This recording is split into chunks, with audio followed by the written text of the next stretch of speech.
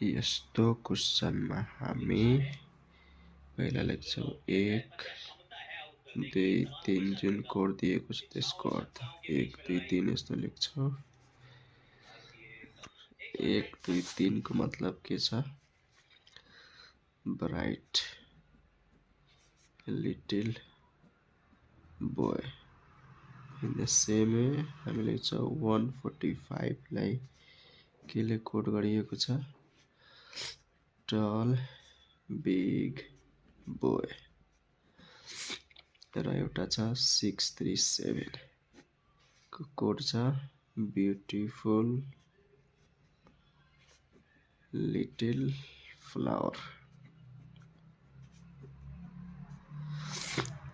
यसमा हामी गर्छौं मिलाउनु छ यसमा के मिलिरहेछ बोय अनि बोय ठीक छ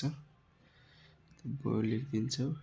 यो दुईमा कुन मिलिरहेछ 1 1 भन्ने बोय को कोड 1 फेरि हामी अर्कोमा हेर्छौं अब हामी हेर्छौं यो यहाँ लिटिल सेम छ कमन छ योमा कुन नम्बर मिलिरहेछ 3 3 भनेको लिटिल को कोड के भइहाल्छ 3 ठीक छ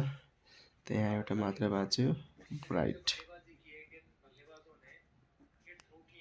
यहाँ कुन नम्बर बाँचेको छ 2 ब्राइट को कोड भइहाल्छ 2 हाम्रो आन्सर हुन्छ अप्सन ए